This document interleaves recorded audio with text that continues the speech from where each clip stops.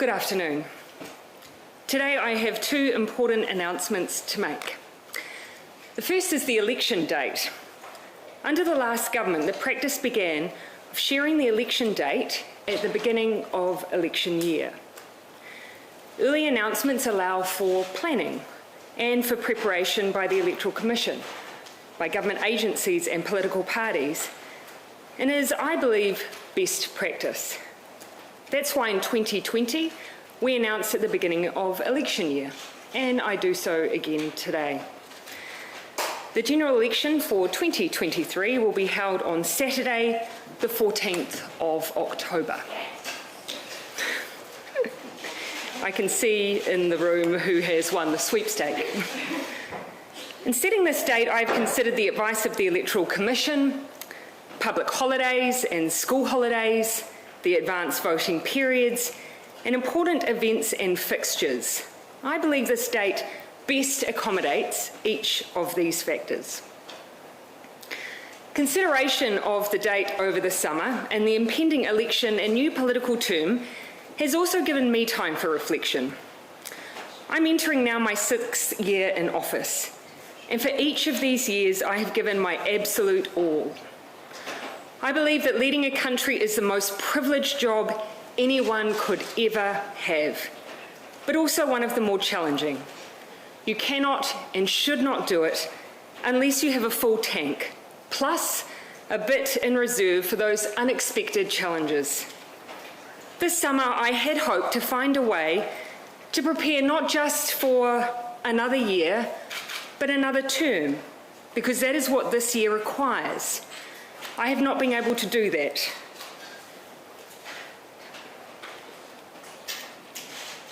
And so today I'm announcing that I will not be seeking re-election, and that my term as Prime Minister will conclude no later than the 7th of February. This has been the most fulfilling 5.5 years of my life, but it has also had its challenges. Amongst an agenda focused on housing, child poverty and climate change, we encountered a major biosecurity incursion, a domestic terror event, a major natural disaster, a global pandemic, and an economic crisis. The decisions that have had to be made have been continual, and they have been weighty. But I'm not leaving because it was hard. Had that been the case, I probably would have departed 2 months into the job. I am leaving because with such a privileged role comes responsibility. The responsibility to know when you are the right person to lead and also when you are not. I know what this job takes, and I know that I no longer have enough in the tank to do it justice. It's that simple. But I absolutely believe and know there are others around me who do. We've achieved a huge amount in the last 5 years, and I'm so proud of that. We are in a fundamentally different place on climate change than where we were, with ambitious targets and a plan to achieve them. We have turned around child poverty statistics and made the most significant increases in welfare and the state housing stock that we've seen in many decades. We've made it easier to access education and training. We've improved the paying conditions of workers and shifted our settings towards a high-wage, high-skilled economy. And we've worked hard to make progress on issues around our national identity. And I believe that teaching history in schools and celebrating our own Indigenous national holiday will all make a difference for years to come.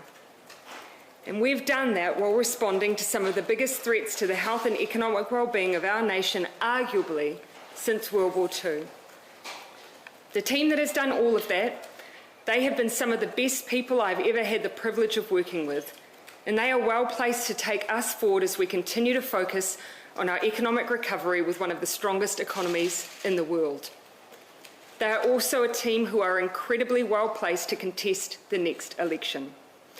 In fact, I am not leaving because I believe we can't win the election, but because I believe we can and will. And we need a fresh set of shoulders for that challenge. I know there will be much discussion in the aftermath of this decision as to what the so-called real reason was. I can tell you that what I'm sharing today is it. The only interesting angle that you will find is that after going on 6 years of some big challenges, I am human. Politicians are human. We give all that we can for as long as we can, and then it's time. And for me, it's time.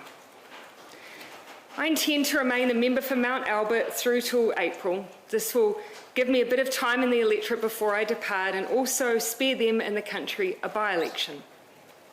Beyond that, I have no plan, no next steps. All I know is that whatever I do, I will try and find ways to keep working for New Zealand, and that I'm looking forward to spending time with my family once again. Arguably, they're the ones that have sacrificed the most out of all of us. And so to Neve, Mum is looking forward to being there when you start school this year. And to Clark, let's finally get married.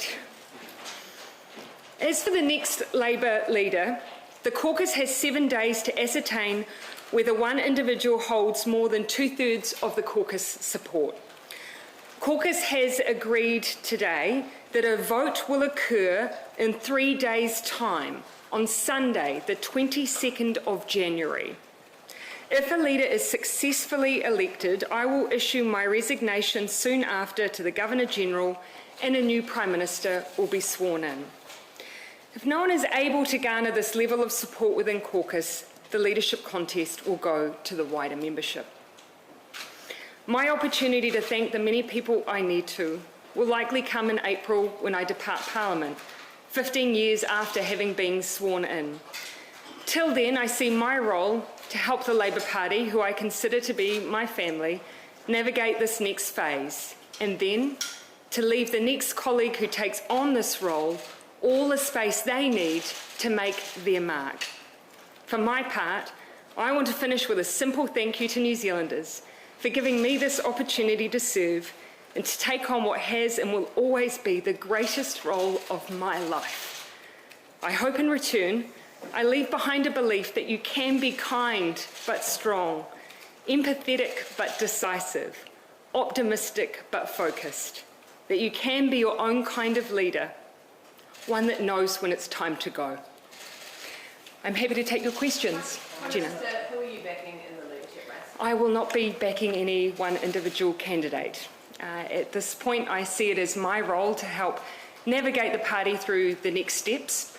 I can tell you, having met with the caucus this morning, I'm confident that they will do that swiftly, decisively, with good grace. How much would you reflect on your personal popularity ratings when making this decision? You'll hear in my comments that my reflection was entirely on the next 4 years. In determining whether to run an election, you need that commitment to see you through a period, a 3-year period. And as much as I have taken great joy in this job, I would be giving a disservice to this country and to the Labour Party if I continued knowing that I just don't have enough in the tank for another 4 years. What specifically was the moment that you realised that you couldn't do it anymore? Look, you'll also hear from my reflections that there hasn't been one singular moment, not one point in time. I think the cumulative challenges that we've faced as a team, and they have been extraordinary, has taken its toll. I consider this job a privilege, but I am also human, and so my reflection has been an entirely personal one. And I will add that I had the support of my family to continue. In fact, some members of my family, particularly close to me, wanted me to continue, but they've supported my decision. Prime Minister, so much of Jason. the Labour Party brand is built around Jacinda Ardern. Are you worried now that you stepping down will effectively hand the election over to the National Party? Not at all. In fact, you'll hear in my comments today, I've taken this decision because I believe this team has the strength to lead us successfully through the next election. There is a group of extraordinary people in the room next to me. I have never led on my own. I have led with a strong, resilient, capable, intelligent team around me. They have experience and the expertise, They've already got New Zealand into the best possible position for the challenges that we face, and I believe their record and their experience will carry them through the next election. What would you put as your top moment of your tenure as Prime Minister? I think I've spent so much time thinking hard about this decision because it is such a critical one, that there hasn't been too much time, I think, for self-reflection. I imagine that I'll do that in the coming months ahead. But I consider every moment, even the hardest of moments, to be a privilege. It's one thing to lead your country in peace times, it's another to lead them through crisis. There's a greater weight of responsibility, a greater vulnerability amongst the people. And so in many ways, I think that will be what sticks with me. I had the privilege of being alongside New Zealand during crisis, and they placed their faith in me. Prime Minister, the job of Prime Minister has become more dangerous in the last few years. Threats to your office have increased. How much did that weigh on you in making this decision? It didn't. It is, as I say, cumulatively, we've seen these events, and I've listed a few of them, and they have been taxing because the sheer weight and continual nature of them, there's never really been a moment where it's ever felt like we were just governing. But I don't want to leave the impression that the adversity you face in politics is the reason that people exit. Yes, it does have an impact. We are humans after all, but that was not the basis of my decision. In politics, you have adversity, you have disagreement. We need to nurture that. We also need to do our best to make sure it's respectful, but that was not the basis of my decision. Would it be a surprise if anyone Grant Robertson was Prime Minister? I have received the blessing of Grant to share with you what he has shared with caucus today, and that is he will not be putting himself forward to be a potential candidate as a future leader. He has put out his own statement to be able to describe that in his own words, but that is the message that he has shared with caucus today. Is New Zealand ready for a Maori Prime Minister? Oh, again, as I say, I will not speculate on the future considerations of the caucus. What I can share with you is their very clear sense of responsibility that they have the task ahead of them to choose a Labour leader and therefore the next Prime Minister in a decisive way, in a way that gives consideration to the needs of New Zealand, and that is where their focus will remain. They are entirely externally focused. This is about the public, not about ourselves. Apologies, I haven't seen it, but will Grant Robertson also be standing down? This is simply about the Labour leadership. And have you actually destabilised Labour with this move? No. I think every leader and every political leader has to reflect on the transitions that need to be made.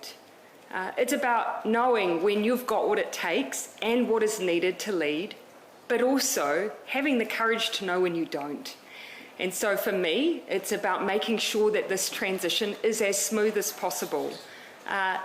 There's no doubt this is a big change, but I also absolutely believe that we have the capability in our team to continue to carry New Zealand forward. And when did you realise that, sort of to use your metaphor, that you were starting to run on fumes, that the tank was emptying? Yeah, look, it's fair to say that as we loomed closer to Christmas and the summer period, I decided to give myself a chance to really reflect on whether I had what was needed.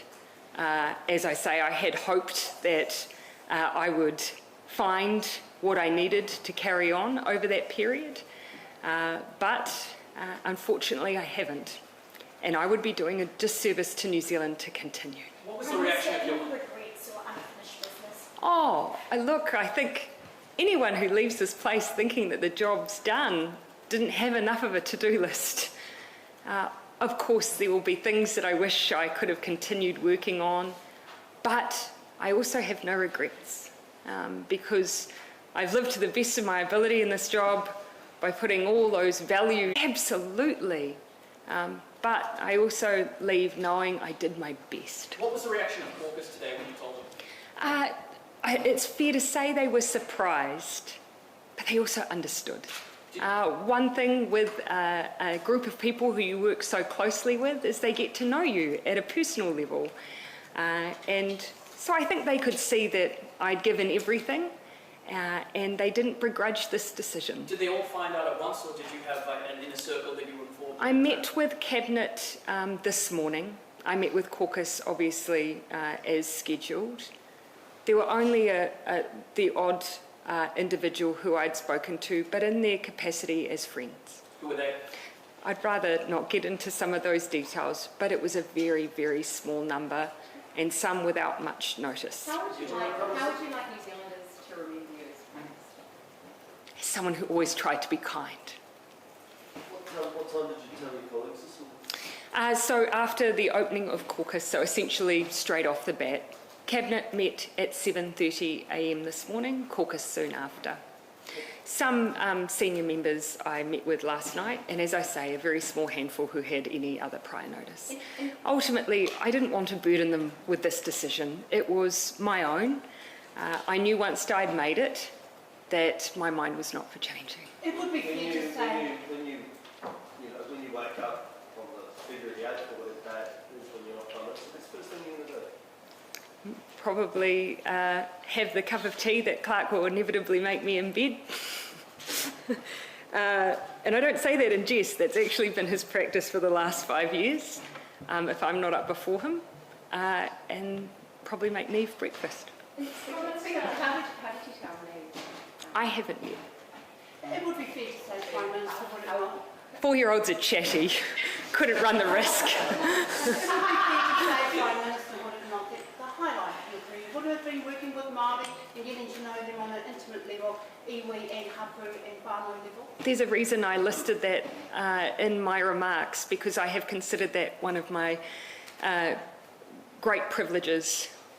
I actually remember that it was the day I was welcomed onto a marae in Rotorua in one of my first pōhiri as Prime Minister, that in that moment the weight and responsibility of the job really came at me, and it has done every single pōhiri I've done since. I believe that we have strengthened our relationships with Māoridom and that we have made progress. Now the key is to keep going. Professor, to a lot of New Zealanders would become as quite a surprise. Yes. What's your message to them who may not have saw that coming? Do you know that I'm not unusual? Firstly, I'm a politician who is first and foremost human. And so leadership means being willing to step back and recognise when actually it's time for someone else to do the job. And that I'm not alone in the fact that politicians, and the ones that I work with at least, are constantly thinking about how they can best serve. They're constantly thinking about what they can do on behalf of their communities. They're not all there for power. They're not all there to be in the front seat. They're there to be in a team that makes a difference. And so that's probably why my colleagues aren't surprised, because they can see that I'm trying to make the best decision for New Zealand. If I don't have what it takes, I need to let someone else take on this job. And leadership has a huge impact on parliamentary politics. Yes. The direction goes. Where do you see the money going next year, this year, ahead of cost of living crisis and the economy? You could name every single issue of concern to New Zealanders. Labor is the one that has policies and plans which they are already implementing to support New Zealanders through. We have one of the strongest economies in the world right now, despite great international headwinds. We have the record. I believe strongly that this team has what it takes to take an agenda to the New Zealand public that they will support.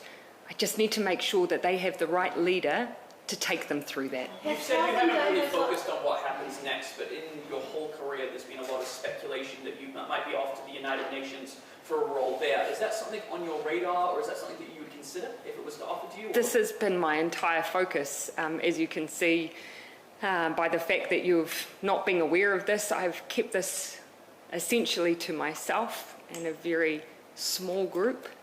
And so that has not been my focus. My focus has been this decision, supporting the Labour team through this next stage. Beyond that, I have no plans other than spending a bit of time with my family and then seeing what's next. But that hasn't been my focus. You might not have plans, or it might not be your focus, but you have ambitions to get to that level of UN.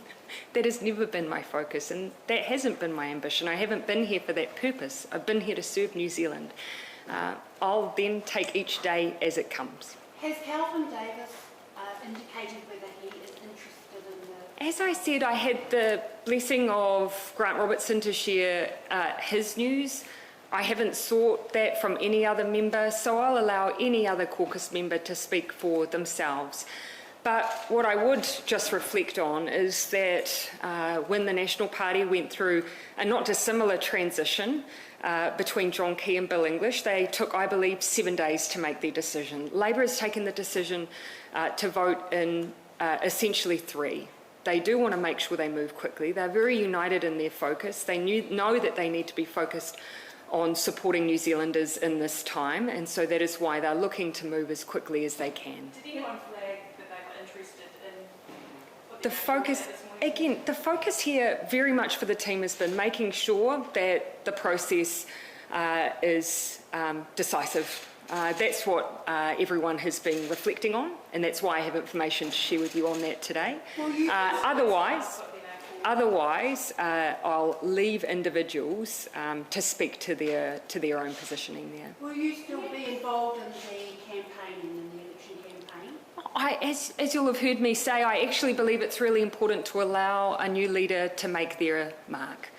I will be there for whatever need, advice, support that can be provided or asked. Oh, sure. I started out as a leaflet deliverer. I'll always be a leaflet deliverer. Leadership contests can be quite divisive Yeah. for caucus. Do you anticipate that could happen No. again? No, I mean, look, it's ultimately, there will be, of course, debate, discussion. That's what you'd expect in a healthy democracy. That's what you'd expect in a healthy team. But this is also a team that, as I say, they're focused on New Zealand. They know their job is to move as quickly as they can, as decisively as they can, and as gracefully as they can. But do you accept you have now made your team's job so much harder with this decision? No, I don't. The job for them would have been hard if they had a leader who didn't have enough in the tank to take them through. Did you seek the counsel of somebody like Helen Clark that has been through this, or dare I say John Key, who has been through a similar situation? No. As I say, ultimately I felt it was a decision I had to take responsibility for. That's not to say I didn't take the counsel of a small group, but as I say, small group, and ultimately my decision. What's been the toughest part of the job? Probably naming one as a single tough moment when there are so many options. Managing to make progress on all the things that you are there to achieve while still taking on the challenges of the day. Housing as a crisis, child poverty, climate change doesn't go away just because you have a pandemic. So just continuing to keep up that momentum, but we have. So I'm so proud of that. Are you comfortable with the state that you're leaving New Zealand in? Yes. It is not an easy time. There are struggles out there for many, absolutely. There is much work to be done, absolutely. But have I given all I can to put us in the best possible position? I have, and I know that hand on heart. Claire? Time and place at which you made your final decision? No, there hasn't been a singular moment. As I say, nearing the end of the year, I thought I really need to give myself the summer to really consider whether or not I have what it takes to continue. Once I'd realised that I didn't, I knew unfortunately there wasn't much alternative other than to hand over now. I did give some thought as to whether or not there was a way to complete the term, but our system just simply doesn't work like that, and that is what it is. Perhaps I'll take a final 2 questions, Amelia, and then... I haven't, to be honest, finalised some of those plans. As you'll see, I've said that I anticipate that I will resign and the new Prime Minister will be sworn in by the 7th of February. Depending on the process, it could be earlier. So that's something that I'll work through with the new leader. Mark? Look, again, similar answer. I'll work that through. Mark? When you became Prime Minister in 2017, you probably didn't expect to deal with a lot of things you ended up dealing with. I didn't expect to be Prime Minister either. In hindsight, what are the traits that it takes to make a good Prime Minister? This is my view, and it is perhaps not a commonly held one, but the top of my list would be empathy. Unless you can at least work to comprehend the experience of others, very hard to deliver solutions and respond to crises without that starting point. So that's been a really important principle for me, empathy. And I think we have to be willing to reject some of those old characteristics as well. If you ask someone of my generation what they believe a politician to be and to name some of the traits, I doubt that they would list kindness. I doubt that they would list empathy, but I hope the next generation does. I was just going to ask about, was there a best day that you had in the job, or one moment that you were like, Oh. this is... There's been so many of those, and I don't want to lose sight of that. Moments where I've just felt so proud, the progress that we've made on climate, standing in the Parliament and speaking on zero carbon legislation, making the change to our public holidays to bring in matariki, standing at Poheri on marae and seeing that we are making progress and taking on some really big challenges head on.